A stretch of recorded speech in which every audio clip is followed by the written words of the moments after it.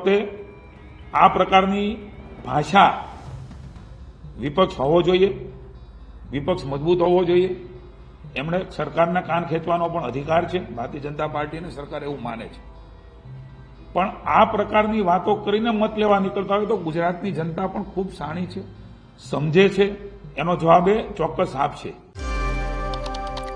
ગુજરાતનો રાજકીય માહોલ ગરમાયો છે. જિગ્નેશ મેવાણીએ દારૂ અને ડ્રગ્સનો મુદ્દો ઉપાડ્યો. આપણે સૌએ જોયું, પણ તેમના ક્યાંક ને ક્યાંક જિગ્નેશ મેવાણીએ જેમાં પ્રધાનમંત્રી નરેન્દ્ર મોદી વિરુદ્ધ જે વાણીવિલાસ કર્યો હતો, તેમના જવાબમાં મંત્રી જીતુ વાઘાણીએ કોંગ્રેસની ઘોર ટીકા કરી છે, જેની વિગતે ચર્ચા કરીશું. નમસ્કાર, હું છું પ્રથમ મોદી, આપ જોઈ રહ્યા છો નિર્ભય ન્યૂઝ.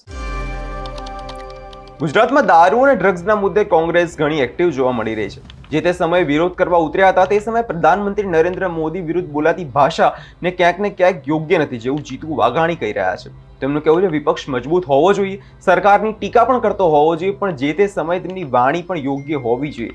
જે વાણી જિગ્નેશ મેવાણી દ્વારા ઉચ્ચારવામાં આવી હતી, તે ક્યાંક ને ક્યાંક ભાજપ દ્વારા તેનો સખત વિરોધ કરવામાં આવી રહ્યો છે. આપણે કાલે પણ જોયું કે ભાજપના જે SC ST છે તેમણે પણ તેનો વિરોધ કર્યો હતો. જીતુ વાઘાણીનું સ્પષ્ટ કહેવું છે કે તમે સરકારની ભૂલ હોય તો તમે ચોક્કસ વિરોધ કરો, અવાજ ઉપાડો, પણ તમારી ભાષાનો તો યોગ્ય ઉપયોગ કરો. આ પ્રકારની ભાષા કેટલી યોગ્ય છે, સાંભળીએ જીતુ વાઘાણીએ વધુમાં શું કહ્યું હતું.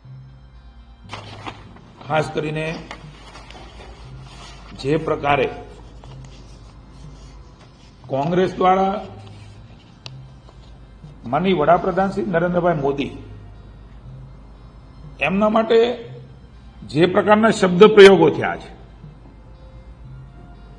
સરકાર એને સખ્ત શબ્દોમાં વખોડે છે. આ પ્રકારની અભદ્રતા કહી શકાય. દેશના વડાપ્રધાન માટે આ પ્રકારની વાતો કરવી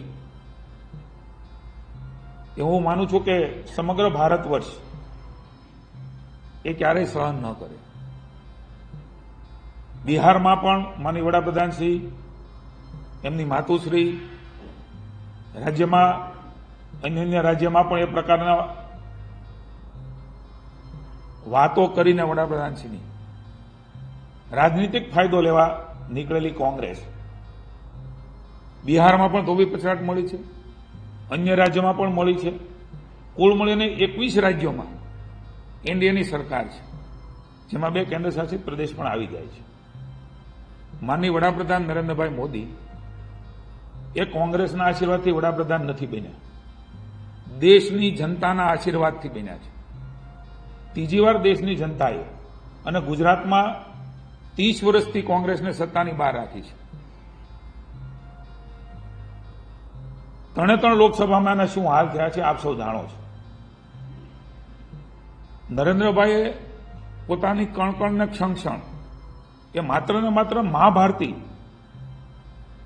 એમનો વિકાસ થાય, જનતાનો વિકાસ થાય, એના માટે સમર્પિત ભાવે આ ભારતને સ્વાભિમાન અપાવવાનું કામ, વૈશ્વિક સ્તરે એક નવું ભારત, મજબૂત ભારત સમયે સમયે વિશ્વને બતાવ્યું છે. આવું નેતૃત્વ કોંગ્રેસ સહન કરી શકતી નથી. એવા વખતે આ પ્રકારની ભાષા વિપક્ષ હોવો જોઈએ, વિપક્ષ મજબૂત હોવો જોઈએ. એમણે સરકારના કાન ખેંચવાનો પણ અધિકાર છે. ભારતીય જનતા પાર્ટી અને સરકાર એવું માને છે. પણ આ પ્રકારની વાતો કરીને મત લેવા નીકળતા હોય તો ગુજરાતની જનતા પણ ખૂબ શાણી છે, સમજે છે. એનો જવાબ એ ચોક્કસ આપશે.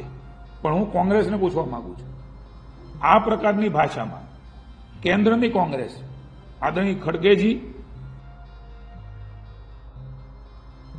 એ ટ્વીટ કરીને જણાવે, ન હોય કે હોય, ગુજરાતની ચિંતા કરે છે. ગુજરાતની ચિંતા ગુજરાત કોંગ્રેસને પણ પૂછવા માંગુ છું, માનનીય વડાપ્રધાન નરેન્દ્રભાઈ મોદી માટેના વપરાયેલા આ શબ્દો દેશના વડાપ્રધાન છે. મેં કહ્યું એમ ટીકા કરી શકાતી હોય છે, પણ આ પ્રકારની ભાષા એ ક્યારેય કોઈ ભદ્ર સમાજમાં, કોઈ પણ સમાજમાં એ સ્વીકાર્ય નથી. ગુજરાત કોંગ્રેસ પણ આ પ્રકારના ભાષાને શબ્દના પ્રયોગ માટે એમનું સ્ટેન્ડ ક્લિયર કરે. ગુજરાતની જનતા જાણવા માંગે છે કોંગ્રેસના વિચારો, માનસિકતા એ કેવા પ્રકારની છે. આવી પણ હું માગણી એ કોંગ્રેસ પાસે કરું છું. જીતુ વાઘાણીનું કહેવું છે કે કોંગ્રેસ નેતાઓ પોતાની આ પ્રકારની ભાષા અને વાણી વિલાસ માટે માફી માંગે, કેમ કે આ પ્રકારની ભાષા બતાવે છે કોંગ્રેસની વિચારધારા કેવી છે. આપણે થોડા સમય પહેલા પણ જોયું હતું કે જિગ્નેશ મેવાણી જે વડનગર ગયા હતા ત્યાં તે પ્રકારની જેમણે વાત કરી હતી. જીતુ વાઘાણીએ તેમનું જિગ્નેશ મેવાણીનું નામ લીધા વગર જે વાત કરી છે તે પ્રકારે સ્પષ્ટ કહી શકાય છે કે કોંગ્રેસની આ પ્રકારની વિચારધારાનો ભાજપ દ્વારા સખત પ્રકારે વિરોધ કરવામાં આવી રહ્યો છે. આ વિષયને લઈ આપનો શું અભિપ્રાય છે તમને કમેન્ટ કરી જરૂરથી જણાવજો અને અમારી ચેનલ નિર્ભય ન્યૂઝને લાઇક, શેર અને સબસ્ક્રાઇબ કરવાનું ભૂલશો નહીં.